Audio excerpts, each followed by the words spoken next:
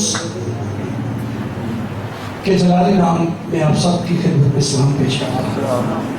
میری خوش نصیبی ہے کہ میں 22 سال کا نوجوان تھا جب میں نے فل ٹائم کل وقتی خدمت کا آغاز کیا تھا، اور کئی دفعہ لوگ مجھے بیٹھے نہیں دیتے تھے کہ لڑکا جا کے تو آ گیا، پتلا سا تھا، سکا گیا، وال بڑے سن، مونتے خیر چلو۔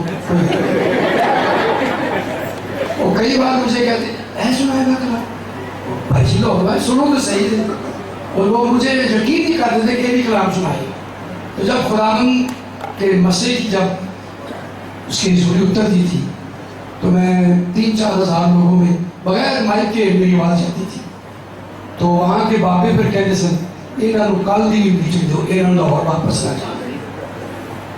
22 سال کی عمر تھی، اور جب میں نے پورے وقت پورے طاقت اور تندہی سے پورے جذبے کے ساتھ یسوع مسیح کی خدمت شروع کی تھی۔ آج مجھے 42 سال ہو گئے، 43 سال ہو گئے فل ٹائم خدا کی خدمت کرتے ہوئے۔ میرے دل آج بھی شکر گزاری سے بھرا ہے۔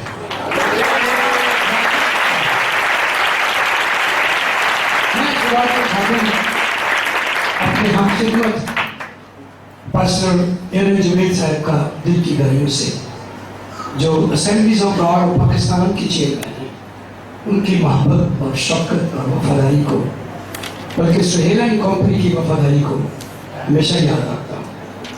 یہ کبھی کمپنی تھی لیکن آج تو پوری قوم بن گئی ہے، کیونکہ وہ سارا اور یروشا یہ سب مجھ سے تھوڑی لمبی ہو رہی ہے، تو میں خطرہ محسوس کر رہا تھا۔ تو میں ان بچوں کو بھی دیکھ کر بہت یسوع کی شکر گزاری کر رہا ہوں۔ میرے دوست پیچھے بیٹھے ہیں، گلزار پاسٹر گلزار صاحب، ان سے تھوڑا سا میں ڈرتا ہوں، کیونکہ بہت سالوں میں جب میں یہاں آیا تھا تو یہ ٹھوٹے بڑے مارتے تھے، تو ڈر پڑا، آج بھی ڈر لگتا ہے اس سے، لیکن ابھی تو وہ سر پہ کھا لیتے ہیں، مجھ پر رحم کرتے ہیں، خدا کا شکر ہے۔ اینی ہم سیمینار میں آئے ہیں۔ کہاں ہے سیمینار؟ جو لفظ ہے سیمنری سے نکلا ہے۔ کہاں سے نکلا ہے؟ سیمنری سے۔ تو سیمنری کے کیا معنی ہے؟ اگر آپ لکھنا چاہیں تو لکھ لیں۔ بائبل مقدس کی روشنی میں تعلیم الہی حاصل کرنا، بائبل مقدس کی روشنی میں تعلیم الہی حاصل کرنا، یہ سیمنری کے معنی ہے۔ نمبر 2، پاک نوشتوں کے بھیدوں سے آشنائی ہو جانا، پاک نوشتوں کے بھیدوں سے آشنائی ہو جانا سیمنری ہے۔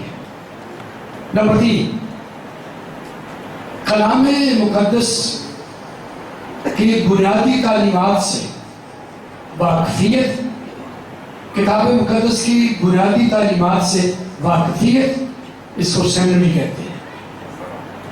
کلام مقدس کی گہری باتوں کو سیکھنا یہ سیمنری ہے۔ تو آپ آج اصل میں آپ سیکھنے کے لیے آئے ہیں، تو سیکھنے کے لیے تو وقت بھی درکار ہے۔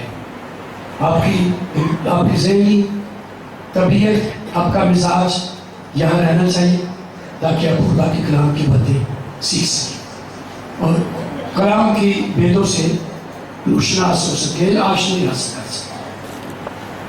میں جو آج آپ کو تعلیم دوں گا، شروع کروں گا، ابراہم کا ایمان۔ لکھ لیں، یہ آج کا ہمارا مضمون ہے، ابراہم کا ایمان اور اس کے ایمان کی برکات۔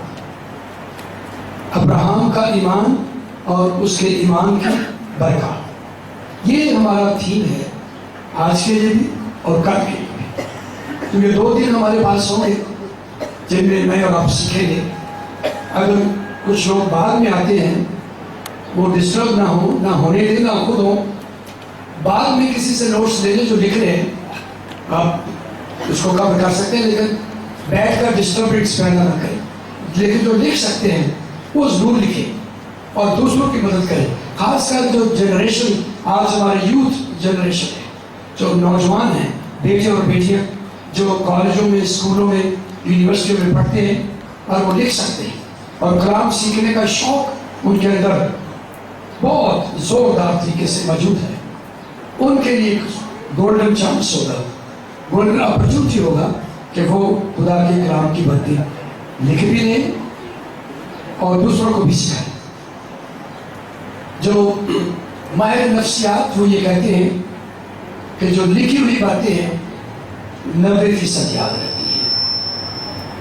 लिखी हुई बातें कितनी याद रहती है, और सुनी हुई बातें 90% भूल जाते हैं, 10 याद रह जाते हैं। इसलिए जो लिखेंगे वो 90% उन्हें सब कुछ याद रहेगा, और 90% तकरीबन मेरे हिसाब से 100% ही होते हैं।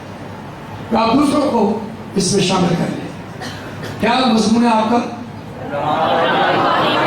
इब्राहिम का ईमान और उसके ईमान की बरकत।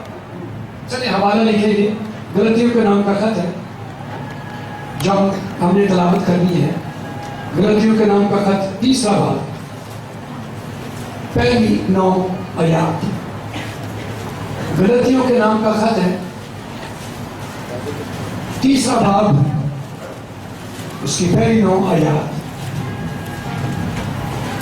अच्छा, वो बहन भाई जो लिख नहीं सकते वो परेशान ना हो।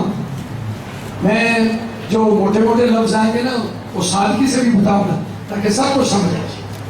इसलिए मैं खुद भी ज़्यादा पढ़ा लिखा नहीं, लेकिन सब ऐसे ही चलता है काम, मिलजुल कर पढ़े किसी के। इस हवाले को कौन पढ़ेगा जी? गलतियों के नाम का खत है, 3रा भाग। असल जी किसको किसकी ड्यूटी लगाएगा? एक मिल लो भाई, मिलो। ये माइक ले लो बेटा, ये माइक ये खोल दो उसे, उसके लिए शादी इधर सामने ये 3रा भाग, पहली 9 आयात। सामने निकालो, सामने निकालो। 3रा भाग, पहली आयत से 9 तक। आगे पढ़े।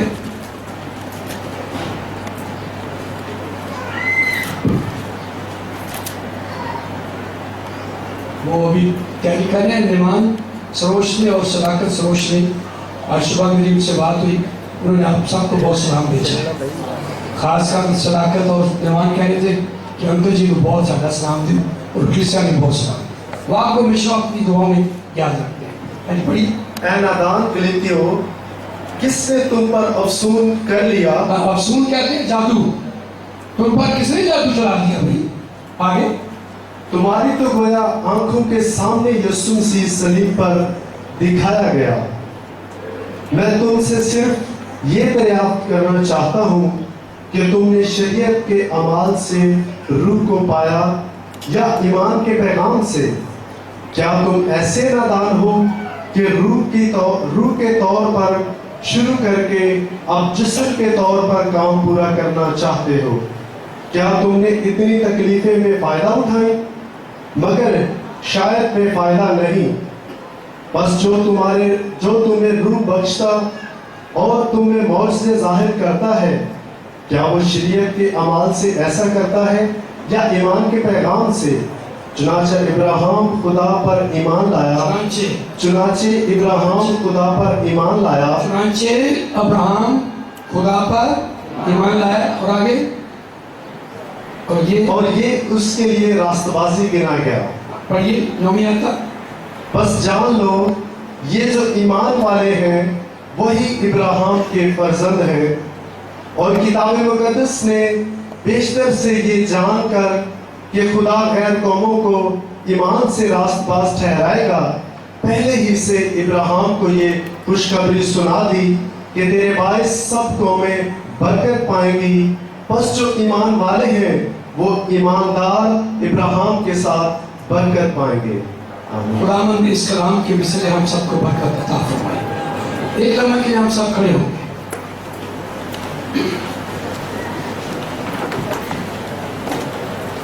एक दुआ करेंगे, मेरे पीछे एक दुआ कीजिए।